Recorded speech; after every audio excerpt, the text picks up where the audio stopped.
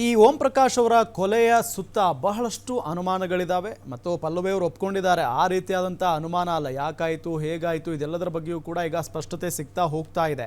ಇದೆಲ್ಲದರ ನಡುವೆ ಸಾಮಾನ್ಯ ಜನ ಕೂಡ ಏನಪ್ಪ ಇದು ಕೊಲೆ ಮಾಡುವ ಹಂತಕ್ಕೆ ಒಬ್ಬ ಮಾನಸಿಕ ರೋಗಿ ಹೋಗ್ಬಿಡ್ತಾನ ಅನ್ನೋ ಭಯದಲ್ಲಿ ಈಗ ವಾತಾವರಣ ಶುರುವಾಗ್ಬಿಟ್ಟಿದೆ.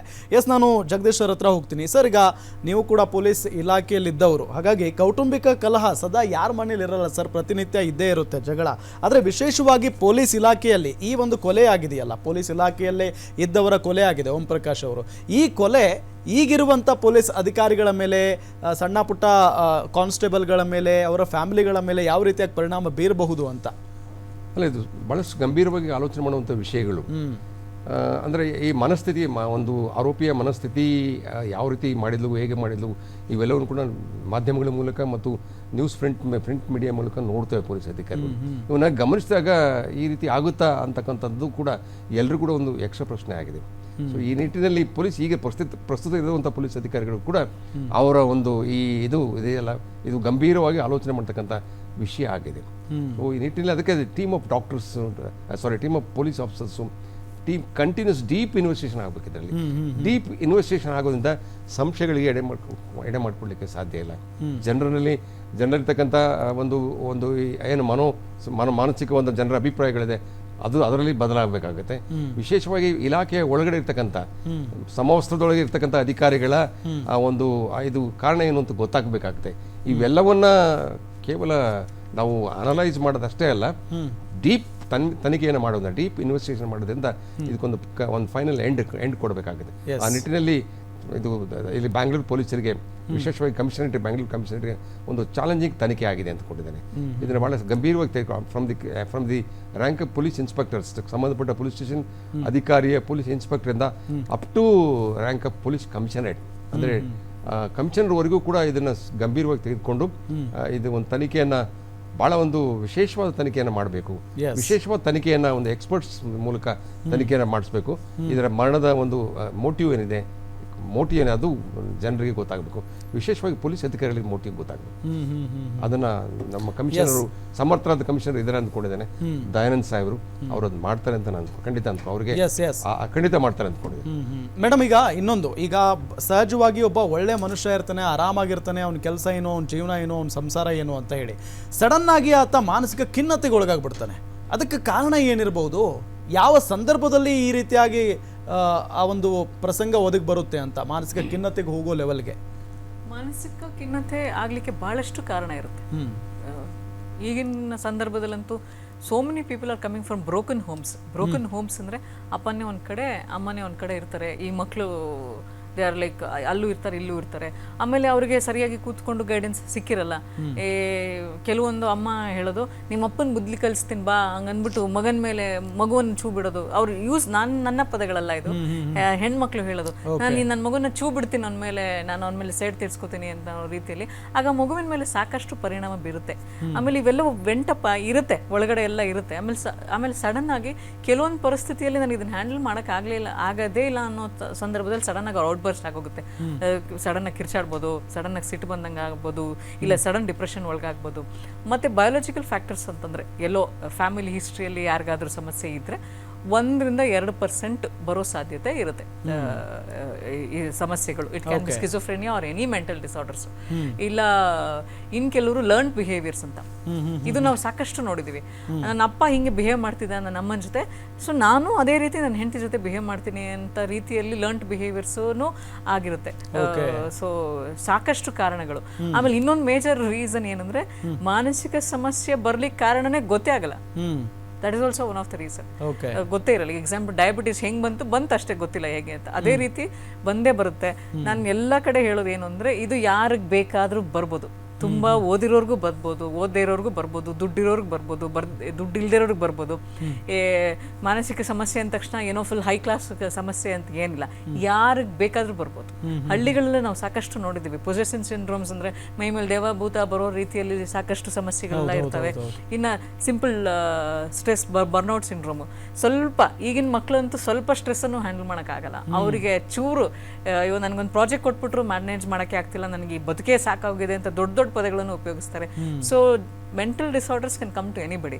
ಅದಾದ ನಂತರ ಡ್ರಗ್ ಅಡಿಕ್ಷನ್ಸ್ ಜಾಸ್ತಿ ಆಗ್ತದೆ ಸಮಾಜದಲ್ಲಿ, ಯಾಕಂದ್ರೆ ಈಸಿ ಅವೈಲಬಿಲಿಟಿಯಿಂದ. ನನಗೆ ಯಾರನ್ನು ಬ್ಲೇಮ್ ಮಾಡ್ತಾ ಇಲ್ಲ. ಸೊ ಬಹಳಷ್ಟು ಕಾರಣಗಳಿಂದ ಮಾನಸಿಕ ಸಮಸ್ಯೆಗಳು ಬರ್ಬೋದು. Yes sir. ಈಗ ಮೇಡಮ್ ಹೇಳೋದ್ರ ಜೊತೆಗೆ ಒಂದು ಪೂರಕವಾಗಿ ನಾನು ಹೇಳಲಿಕ್ಕೆ ಬಯಸ್ತೇನೆ. ನಾನು ನನ್ನ ಮನೆಯ ವಾತಾವರಣ ಅಂದರೆ ಸರ್ಕಮ್ಸ್ಟೆನ್ಸಸ್ ತುಂಬ ಚೆನ್ನಾಗಿತ್ತು ಅಂತ ನಾನು ಡ್ಯೂಟೀಸ್ ಮಾಡಲಿಕ್ಕೆ ಕೂಡ ಸರಿ ಆಗ್ತದೆ. ಇಲ್ಲಿ ಮನೆಯಲ್ಲಿ ನಾನು ಹೆಂಡತಿ ಜೊತೆಗೆ ಮಕ್ಕಳ ಜೊತೆಗೆ ಗಲಾಟೆ ಮಾಡಿಕೊಂಡು ಪೊಲೀಸ್ ಸ್ಟೇಷನ್ಗೆ ಹೋದೆ ಅಂತ ಹೇಳಿದ್ರೆ ಅಲ್ಲಿ ಕೂಡ ಎಲ್ಲ ಆ ಒಂದು ಸರಿಯಾಗಿ ಡ್ಯೂಟಿ ಮಾಡಲಿಕ್ಕೆ ಸಾಧ್ಯ ಆಗಲ್ಲ. ನಮ್ಮ ಮೈಂಡಲ್ಲಿ ಒಂದು ಟೆನ್ಷನ್ ಇರುತ್ತೆ. ನಾನು ಮನೇಲಿ ಗಲಾಟೆ ಮಾಡಿ ಬಂದರೆ ಆ ಟೆನ್ಷನನ್ನು ಪೊಲೀಸ್ ಸಿಬ್ಬಂದಿಗಳ ಮೇಲೆ, ಸಬಾರ್ಡಿನೇಟ್ಸ್ ಮೇಲೆ ಅವನಿಗೆ ಸಾಧ್ಯತೆ, ಸಬಾರ್ಡಿನೇಟ್ ತೋರಿಸುವಂಥ ಸಾಧ್ಯತೆಗಳಿರುತ್ತೆ. ಅದರಿಂದ ಮನೆಯ ವಾತಾವರಣ ಕೂಡ ನಾವು ಮಾಡ್ತಕ್ಕಂಥ ಡ್ಯೂಟಿಯ ಒಂದು ಏನಿದೆ ಆ ಡ್ಯೂಟಿಯ ಒಂದು ಪರ್ಫಾರ್ಮೆನ್ಸು ಮನೆಯ ವಾತಾವರಣದ ಮೇಲೆ ನಿಂತಿರುತ್ತೆ. ಆ ನಿಟ್ಟಿನಲ್ಲಿ ಮನೆಯಲ್ಲಿ ನಾವು ಖುಷಿಯಾಗಿದ್ದಾಗ, ಹೆಂಡತಿ ಮಕ್ಕಳ ಜೊತೆ ಖುಷಿಯಾಗಿದ್ದಾಗ ಪೊಲೀಸ್ ಠಾಣೆಯಲ್ಲಿ ಅಥವಾ ಜನರ ಜೊತೆಗೆ, ವಿಶೇಷವಾಗಿ ನಾವು social engineers, police officers are social engineers, ನಾವು ಮಾಡಬೇಕಾದ ಜವಾಬ್ದಾರಿ, ನಾವು ಮನೆಯಲ್ಲಿ ಗಲಾಟೆ ಮಾಡಿ ಹೆಂಡತಿ ಜೊತೆಗೆ ಮಕ್ಕಳ ಜೊತೆ ಗಲಾಟೆ ಮಾಡ್ಕೊಂಡಾಗ ನಾವು ಒಬ್ಬ ಸೋಷಿಯಲ್ ಇಂಜಿನಿಯರ್ ಆಗಿ, ಸಾರ್ವಜನಿಕ ಸಂಪರ್ಕ ಅಧಿಕಾರಿಯಾಗಿ ಸಾರ್ವಜನಿಕರ ಮೇಲೆ ಇಲ್ ಟ್ರೀಟ್ ಮಾಡ್ತಕ್ಕಂಥದ್ದು, ಅಥವಾ ಆರೋಪಿಯನ್ನ ಅಥವಾ ಕ್ರಿಮಿನಲ್ಸ್ ಅನ್ನ ಇಲ್ ಟ್ರೀಟ್ ಮಾಡ್ತಕ್ಕಂಥದ್ದು, ಅಥವಾ ಹ್ಯೂಮನ್ ರೈಟ್ಸ್ ವೈಲೇಷನ್ ಮಾಡ್ತಕ್ಕಂಥ ಸಾಧ್ಯತೆಗಳಿದೆ. ಆ ನಿಟ್ಟಿನಲ್ಲಿ ಮನೆಯ ವಾತಾವರಣ ನಿಜವಾಗ್ಲೂ ಕೂಡ ಬಹಳ ಮುಖ್ಯ ಅಂತ ನಾನು ಅಂದ್ಕೊಂಡಿದ್ದೇನೆ. ಎಸ್ ಮೇಡಮ್, ನಾನು ಆಗ್ಲೇ ಒಂದು ಪ್ರಶ್ನೆ ಮಾಡಿದೆ. ಈ ಮಾನಸಿಕ ಖಿನ್ನತೆಗೆ ಒಳಗಾಗಿರ್ತಾರಲ್ಲ, ಅವ್ರ ಜೊತೆಗೆ ಕುಟುಂಬಸ್ಥರ ವರ್ತನೆ ಯಾವ ರೀತಿಯಾಗಿರಬೇಕು ಅಂತ. ಒಂದು ಅಂಡರ್ಸ್ಟ್ಯಾಂಡಿಂಗ್, ಅದಕ್ಕೇನು ಹೇಳ್ತೀವಿ ಒಂಥರ ಎಮೋಷ್ನಲ್ ಅಂಡರ್ಸ್ಟ್ಯಾಂಡಿಂಗ್ ಇರಬೇಕು. ಬಿಹೇವಿಯರಲ್ ಕಾಂಟ್ರಾಕ್ಟ್ ಅಂತ ಹೇಳ್ತೀವಿ. ಇವಳು ಕೋಪ ಮಾಡ್ಕೊಂಡಾಗ ನಾನು ಮಾತಾಡಲ್ಲ, ಅಥವಾ ಆತ ತುಂಬ ಕೋಪ ಬಂದಾಗ, ಆಫೀಸಿಂದ ಸುಸ್ತಾಗಿ ಬಂದಾಗ ನಾನು ಮಾತಾಡಲ್ಲ, ಐ ವಿಲ್ ಗಿವ್ ಸ್ಪೇಸ್ ಅನ್ನೋ ಒಂದು ಬಿಹೇವಿಯರಲ್ ಕಾಂಟ್ರಾಕ್ಟ್ ಇರಬೇಕು.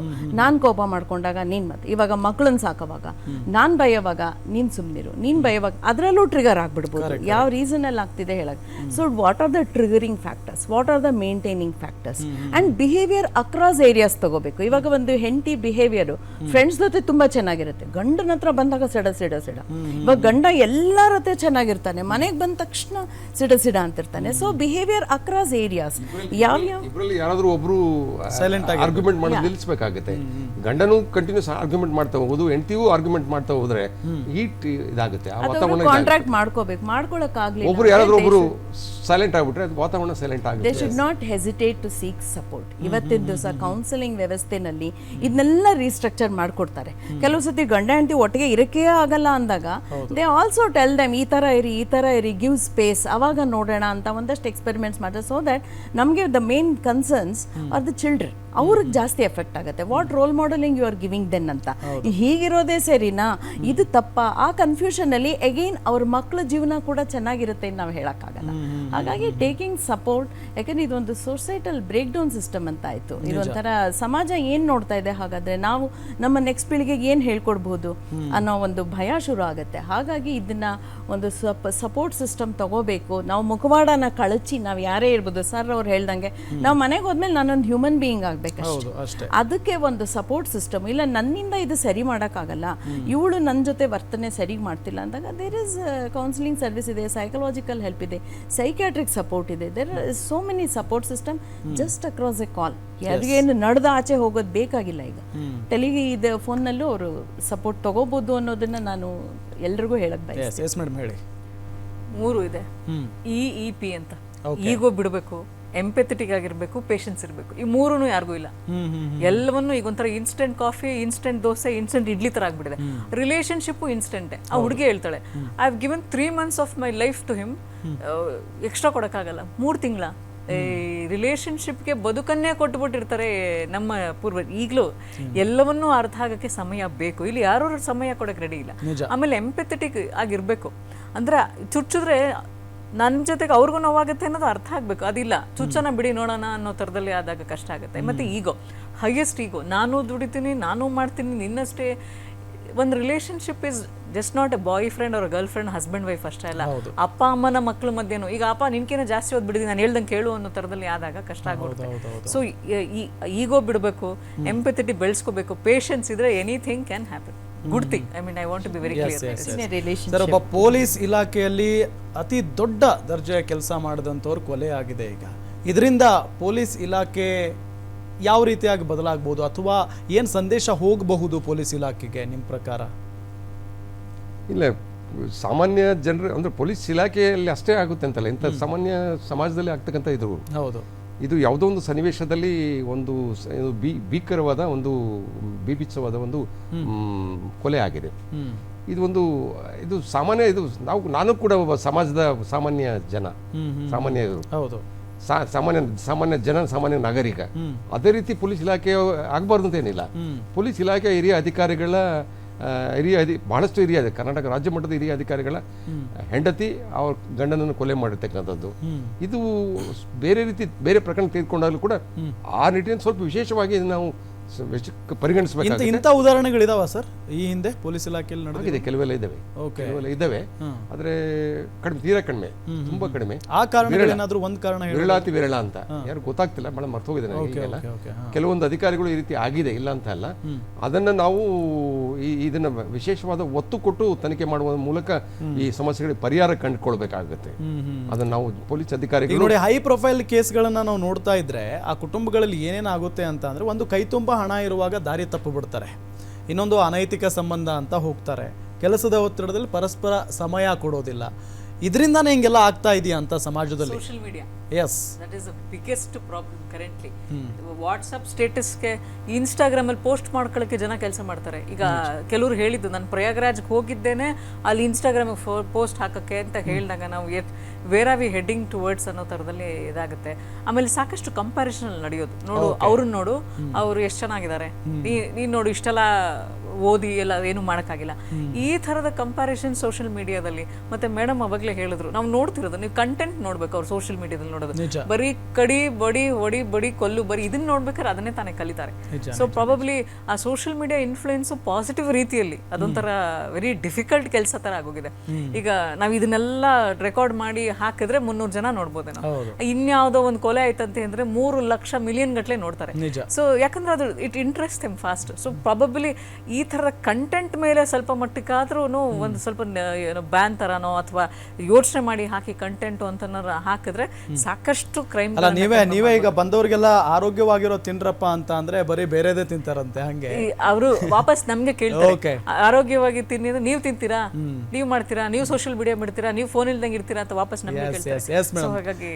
ಥ್ಯಾಂಕ್ ಯು ಮೂವರಿಗೂ ಕೂಡ ಇಷ್ಟೊತ್ತು ಬಂದು ಸಾಕಷ್ಟು ಮಾಹಿತಿಯನ್ನು ತಿಳಿಸಿಕೊಟ್ಟಿದ್ದಕ್ಕೆ thank you so much. Yes ವೀಕ್ಷಕರೇ, ಈ ಒಂದು ಪ್ರಕರಣ ಎಲ್ಲಿಗೆ ಹೋಗಿ ನಿಲ್ಲುತ್ತೆ ಅನ್ನೋದು ಒಂದು ಕಡೆ ಆದರೆ ಮಾನಸಿಕ ಖಿನ್ನತೆಯಿಂದಾನೇ ಪಲ್ಲವಿ ಅವರು ಮತ್ತು ಕೃತಿ ಅವರು ಓಂ ಪ್ರಕಾಶ್ ಅವರನ್ನ ಕೊಲೆ ಮಾಡಿದ್ದಾರೆ ಅಂತ ಹೇಳಲಾಗ್ತಾ ಇದೆ. ತನಿಖೆಯಲ್ಲಿ ಎಲ್ಲವೂ ಕೂಡ ಬಯಲಾಗಬೇಕಾಗಿದೆ.